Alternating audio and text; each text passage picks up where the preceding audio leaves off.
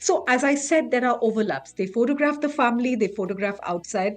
And then, interestingly, their work kind of coincides. They photograph the same things, but they have a slightly different perspective. So, for instance, both of them are very drawn to, homemakers kind of coming out onto the streets and window shopping. And they both take photographs of the same thing. Or they go to Hyde Park and they photograph people sitting in the park, elderly people reading, but yet they have these little differences. So you have pictures of Hyde Park, and then you have Debalina focusing on an empty bench. So when we came together for this exhibition, the first one, which was in Calcutta, we decided to pool together all our resources, bring together what everybody had, and then put it together in these folders, and then kept pairing off and saying, okay, these are the sections. So sections started to emerge. Welcome to this week at the NCPA, a spectacular photography exhibition. It's called Twin Sisters with Cameras. It starts on the 9th of October, that's Thursday, goes on till Sunday, the 26th of October. The opening day, the timings are 4 to 9, 4 in the afternoon to 9 at night. And the other days, it opens at 12 noon and goes on till 8 in the evening. It's an NCPA presentation supported by Photo South Asia, an initiative of the Murthy Nayak Foundation and Kriya. Twin Sisters with Cameras explores the photographic lives of Debalina Mazumder and Manobina Roy. And we're going to find out more about that. Dr. Sabeena Gadihoke is here with me. Hi, ma'am. How are you? Wonderful to talk to you. I'm good. Great to talk to you. I'm going to start with these two extraordinary sisters. Would there be a benefactor in their life who first gave them their camera? Was it a common camera they shared as sisters? Let's start with a bit of history here. Yeah, sure. So they were, you were absolutely right about a benefactor, and the benefactor happened to be their father. And he was quite a visionary because they lived in Ramnagar in Banaras in a tiny little. It was a principality actually, and there was a Maharaja. The father was a tutor to the royal family, and he was a photographer himself. He was a member of a photo organization in the UK, and he wanted his two younger daughters. They did have an elder sister who was married very early, but he wanted these twins to actually learn photography. Gave them a brownie which they shared. Built a little darkroom for them where they, he taught them how to process, make negatives and positives, and that's how they began. That's wonderful. Now, I imagine that they didn't stay in Ramnagar in Banaras, and eventually, life made sure that they traveled in different directions. And they always say a photographer's canvas is in part the city that they live in. So can you tell us a little more about the cities that they've used as a canvas to photograph and, forward their passion? Yeah. So I have to say that their surroundings have always been subjects for them, and that began actually in Banaras. So they began their photography, practicing their photography on cousins, on sisters, on aunts and uncles, and all of that. But they also went out into Banaras, into open spaces, and they would photograph monuments and houses and fields and all of that. They then get married. So Monobina gets married quite early. She gets married to Bimal Roy. They live in Calcutta. So Debalina continues to live in Banaras with her father, looks after her father. Monobina moves to Calcutta and lives with her husband now, Bimal Roy. Bimal Roy has, the family owns a studio. He's also a photographer himself. He's a camera person. He's an up-and-coming film director. And her photography then takes on a different kind of, she starts photographing around, in Calcutta, in spaces in Calcutta. And then Debalina gets married. But when Debalina gets married, Monobina moves to Bombay because now Bimal Roy has moved from the Bengal film industry to the Bombay film industry. They settle in Bombay. She continues to photograph in Bombay. Debalina now comes to Calcutta because she's married to a businessman, and she starts to photograph in this city again. Fascinating. Can you tell us about their own individual styles? Even though they started photography together, I'm sure they were, people of their own. And they each had their own distinct style or stamp. I would say that Monobina tended to, it's very difficult to make sharp distinctions between their photography because so much of it overlapped. But if I were to just look at the exhibition and our selections and, what we and I have to say that we are three curators, so I'm not the only curator of this show. It just so happens that Tapati Guha Thakurta and Malika Lusinger have not been able to come for this show. But if I look at our selections, and I think we get drawn to the portraiture of Monobina. She takes these amazing portraits. She's, practicing with natural light. Debolina also takes portraits, but she does a lot of landscape, and she does a lot of shooting outside. She also photographs a lot in the home. She tends to photograph a lot of her relatives and older relatives, because in their family, a lot of these older people would not step out, and she would be the photographer of the family.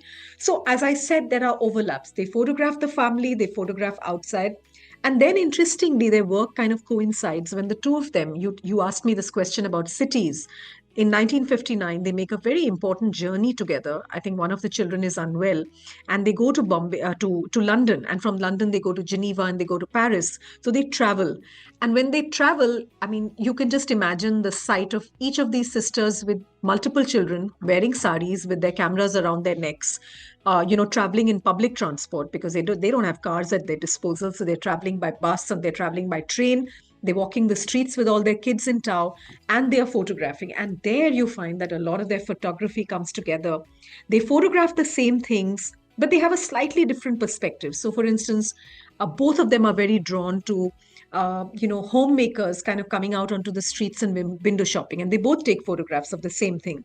Or they go to Hyde Park and they photograph people sitting in the park, elderly people reading, but yet they have these little differences. So you have pictures of Hyde Park, and then you have Debulina focusing on an empty bench. And I asked her, I said, "Why did you take this photograph of an empty bench?" And she said, "I wanted to just."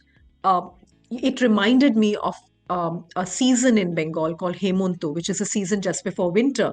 And she said it was there was something melancholic about the air. There was something atmospheric about this picture, and I wanted to take this empty bench. And so she chooses to take just an empty bench, as opposed to Monobina photographing people sitting on, in different corners of the park. That's wonderful. It's not easy, but it's a job that the three of you had to do. What was your criteria for selecting the photographs that finally made it? For all of you who are listening or watching, it's at the Dilip Piramal Art Gallery. Entry is absolutely free. So you can just walk in and catch these extraordinary photographs. So, which are the ones that made the cut? What is the criteria? Okay, so each of us was coming from the point of view of a certain body of work that we had done on the sisters. I had met the sisters 25 years ago and interviewed them, and I had these audio recordings of their voices, and I had also taken, click pictures of prints.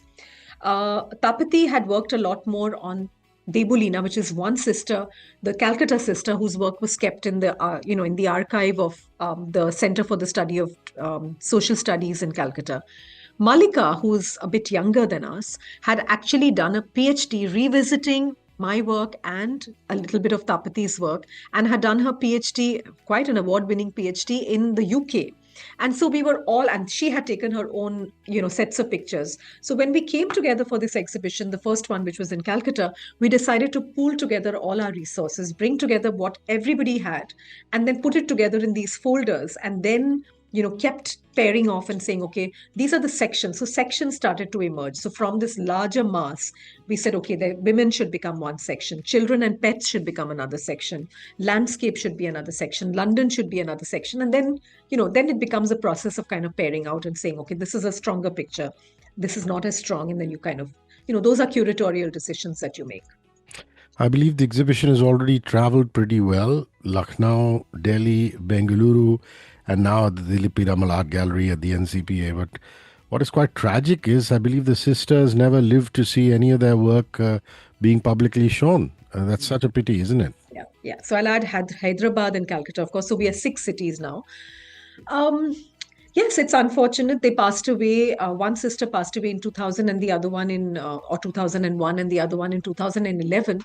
But I would say that I like to imagine them alive. I like to imagine them looking at me or looking at us now. They would always say, why are you interested in my work? And I think maybe that question has been answered finally. I think that wherever they are, I think they'll be very happy and delighted to see their work travel like this. To see its many afterlives. It's not just exhibitions, but articles, a PhD. I mean, I think they would kind of be very amused and say, who would have thought of that? So I like to think of the two Mashis. I used to call them Mashi, each of them Mashi. I like to think of the two Mashis kind of delighted wherever they are, thinking about the way the show is traveling. A little bit about what's happening at the Dilip Piramal Art Gallery. Now, like I said, it starts on the 9th. On the opening afternoon, 4:30 p.m. to 6 p.m., there will be a talk by Dr. Sabeena Gadihoke.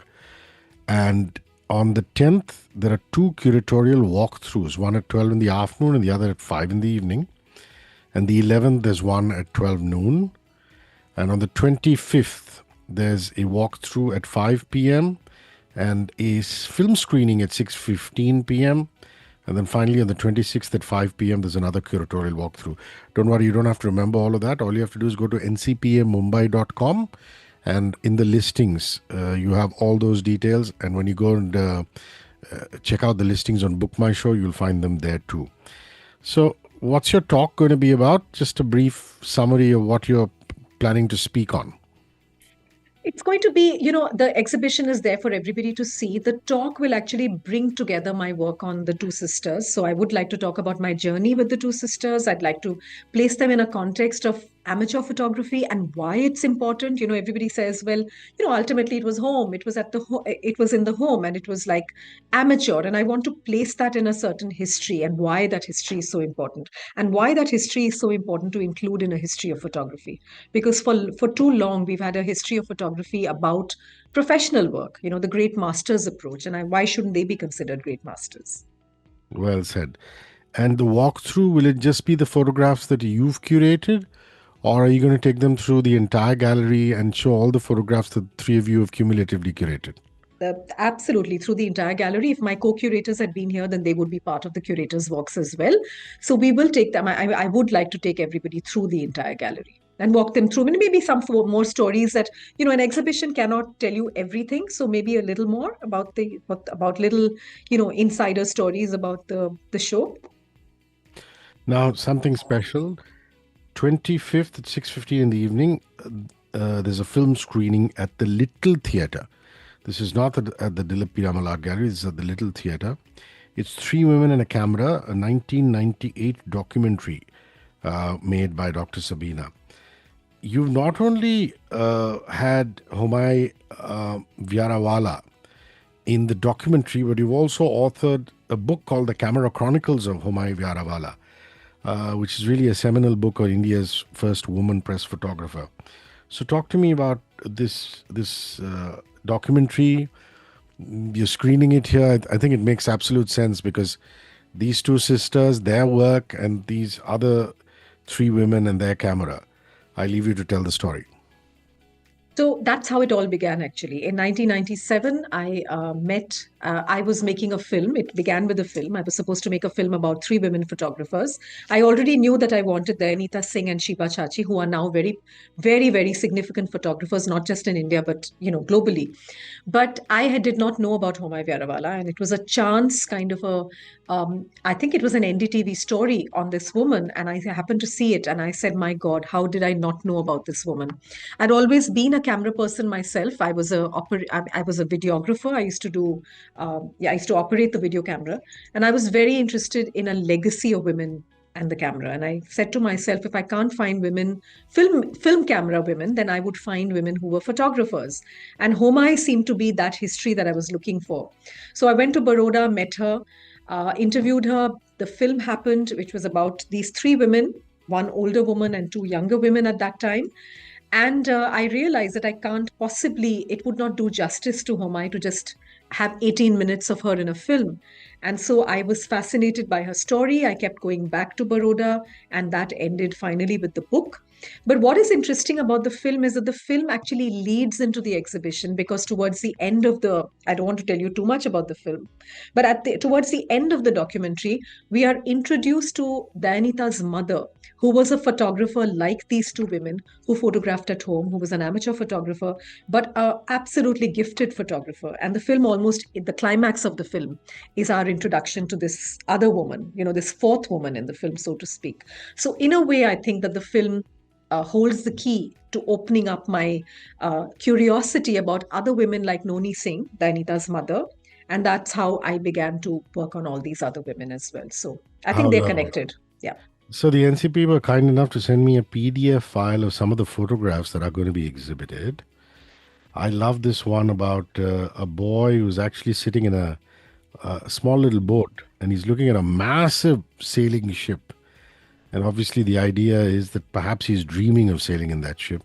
There's another wonderful one of an archer in Shantiniketan, which Debalina has taken in 1936. I wonder if you have any favorites.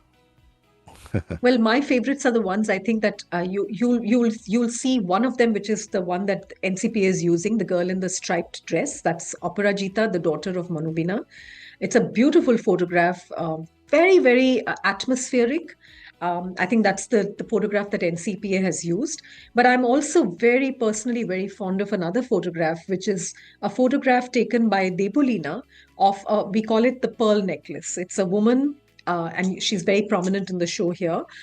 She's a woman holding a pearl necklace. It's a profile of a cousin called Aruti, and again, it's because it's there's something very beautiful. It's taken in natural light, but it's also about their early experimentation with photography. This little pearl necklace that she's wearing around her neck was a prop. They would keep changing the prop and giving somebody else the pearl necklace. But the lady in the pearl necklace is certainly one of my favorites, along with the girl in the striped dress. So do Love. watch out for that if you come to the show. There you have it, Twin Sisters with Cameras. That's the photography exhibition.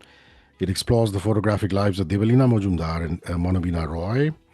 And if you go there, you'll get these wonderful talks as well as curatorial walkthroughs by Dr. Sabeena Gadihoke. It's absolutely free of cost, but it would be nice if you're able to register at ncpamumbai.com or at Book My Show. The registration is absolutely free, just so that they know what kind of crowds they're expecting in there. And you could check listings to see the day-by-day programs there. Thank you very much for your time. I really appreciate it. And, well, have fun at the exhibition. It was a pleasure speaking to you. Thank you. One world, your station.